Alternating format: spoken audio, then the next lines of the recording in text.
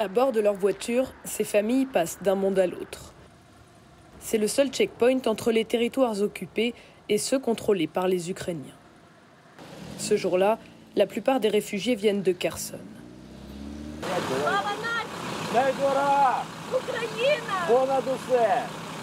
Quand les Russes s'emparent de cette grande ville du Sud au premier jour de l'invasion, les habitants manifestent.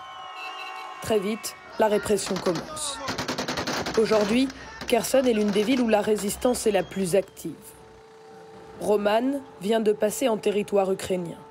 Il est amaigri, épuisé et miraculé. Soldat ukrainien résistant, il était activement recherché par les troupes russes autour de Kherson.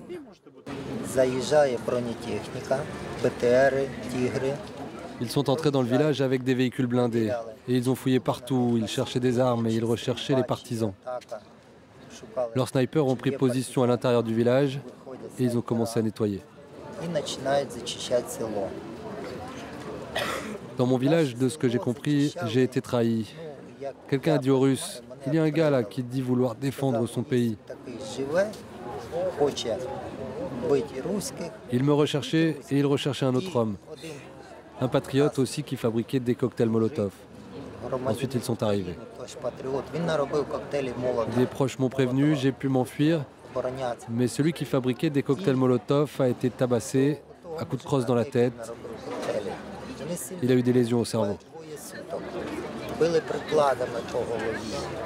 Roman se cache dans la forêt. Il survit pendant 5 mois grâce à l'aide de paysans. L'armée russe traque sans relâche les partisans, les membres de la résistance. Sur le front sud, cette armée de l'ombre se coordonne avec l'armée ukrainienne. Cette unité, composée d'Ukrainiens, de Géorgiens et de volontaires étrangers, opère régulièrement derrière les lignes ennemies. C'est très dangereux de traverser les lignes ici, car il y a beaucoup de mines, de tranchées.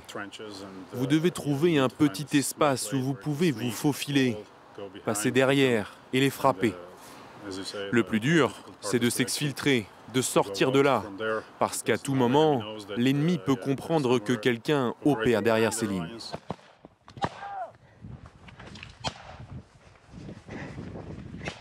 Les informations transmises par les partisans, dit-il, sont indispensables à ces opérations.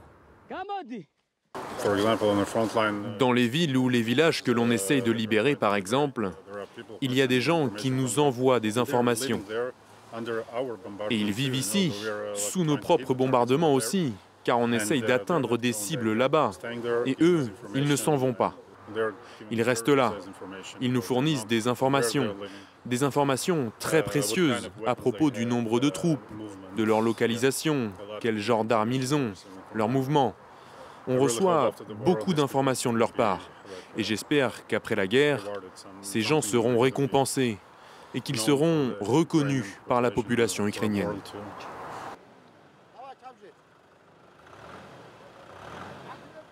Dès le début de la guerre, Oler s'est attelé à organiser la résistance. Il est maire d'un ensemble de villages situés sur le front de Kherson. 5 sont toujours occupés.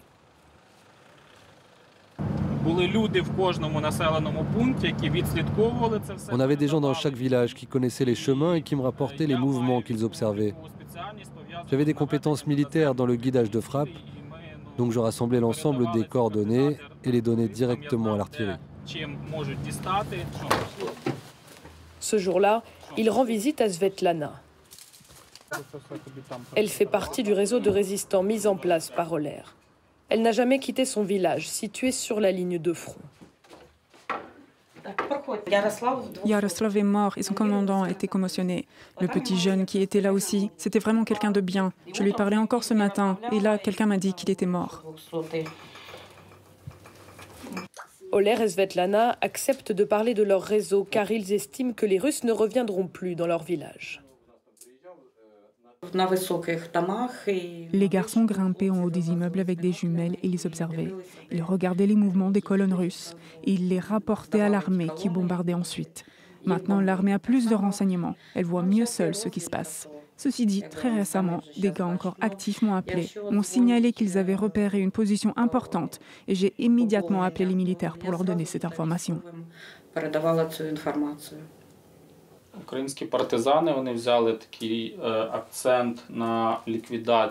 Les partisans se concentrent aussi sur l'élimination des gens qui se sont tournés vers les Russes et qui n'ont pas fait que se tourner vers eux. On parle de gens qui ont obtenu des postes au sein de leur administration.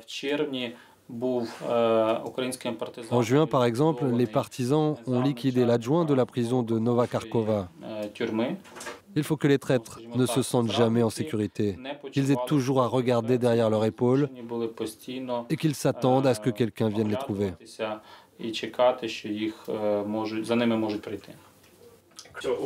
Dans les villages qu'il administre, Oler assure que seules 8 personnes ont rejoint les rangs des Russes. Nous avons leur nom, dit-il, et la trahison finit toujours par se payer.